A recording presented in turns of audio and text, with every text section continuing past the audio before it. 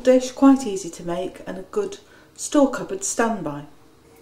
I'm making enough so that I've got enough for eating tonight and a portion to freeze for another time.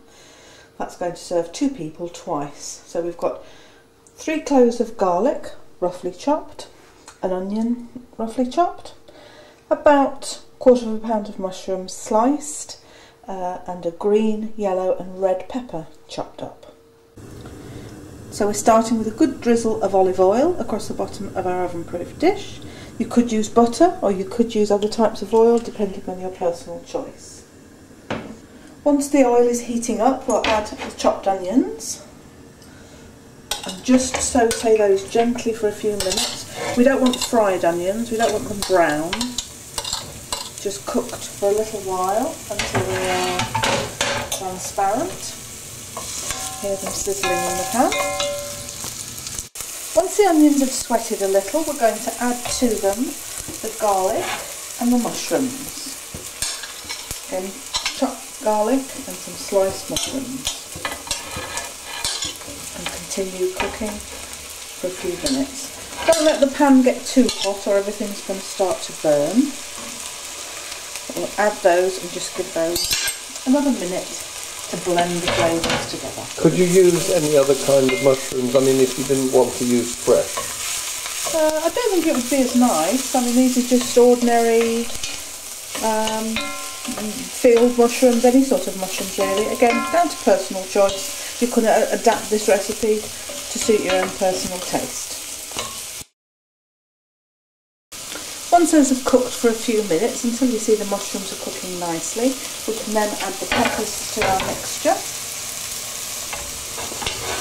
All at once, we're not going to separate them by colour, and continue to cook. And roughly how many peppers is that, Lesley? Well, this is basically portioning up for 4 people. I'm going to divide it into 2 to make sure that we're enough for 1 meal tonight and another for some time in the future that's frozen. So you can double the amount. But lots of people find it's, you know, it's not worth cooking for 2 people, but if you make enough for 2 meals, that makes it worthwhile.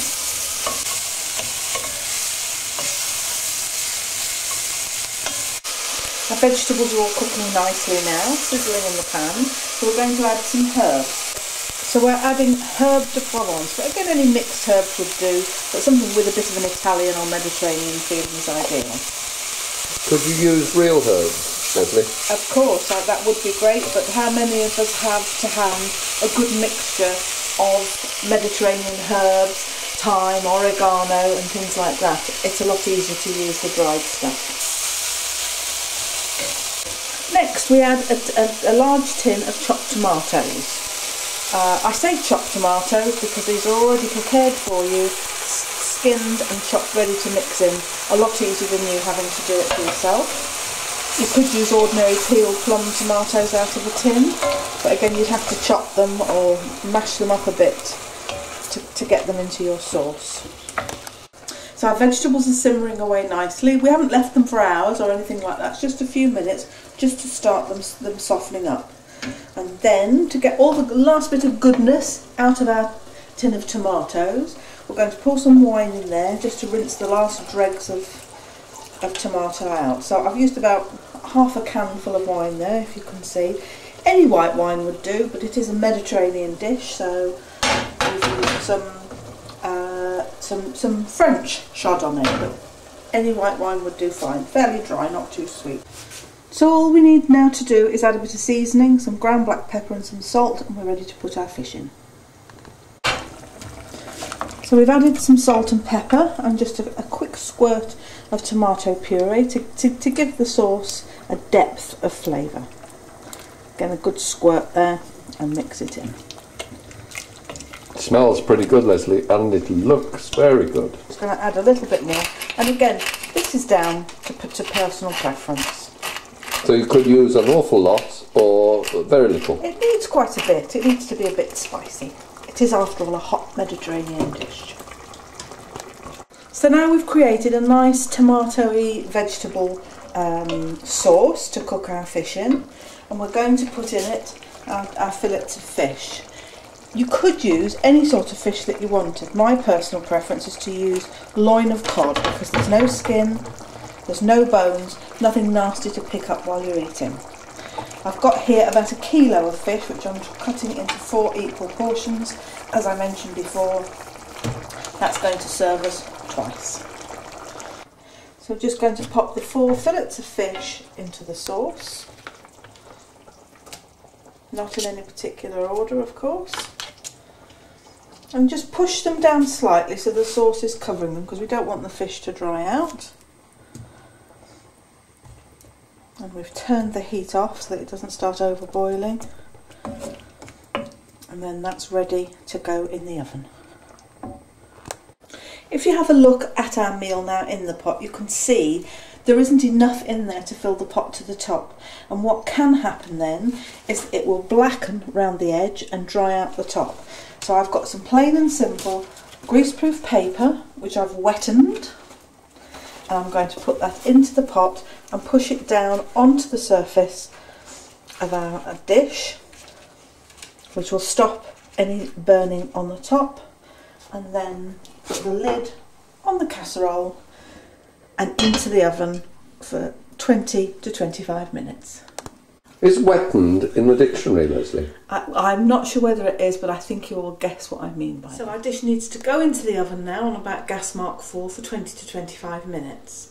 If you wanted to cook it slower, you need to put it down to about a gas mark 2 or 3, but be very careful. I wouldn't leave it in even more than about 40 minutes then, because we don't want the fish to go to mush.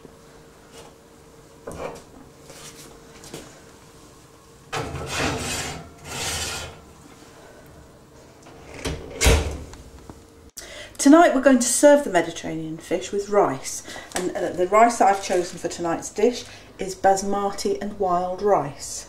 For 2 people I would use about a cupful, or about 200 millilitres in a measuring cup like that.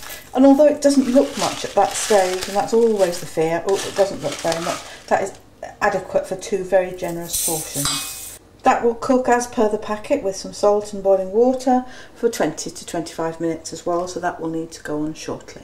So 25 minutes has now passed by, our rice is perfectly cooked and the Mediterranean fish is out of the oven. I'm going to remove the paper, which is no longer wet but quite dry. I'll put it onto the lid so I don't drip it everywhere, and we're nearly ready to go. Right, the sauce around it is a bit thin for my liking, so we're just going to do a little thickening up before we serve it.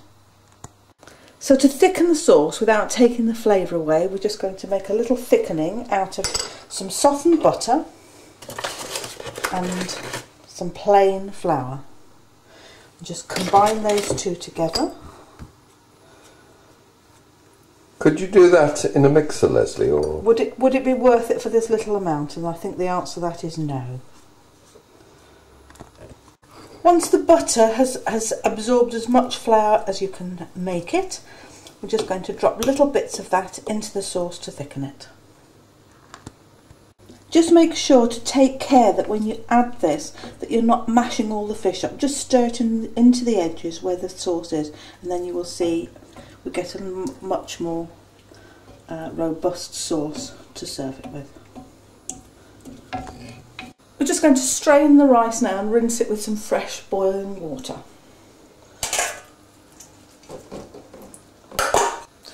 So we just need to run some freshly boiled water over the rice to get rid of any excess starch. If you don't want to serve rice with your Mediterranean fish, or you don't particularly like rice, you can serve it with pasta or potatoes. And similarly with the Mediterranean vegetables, you can add other things according to your taste, chopped courgettes, carrots, etc. Our personal preference is the peppers.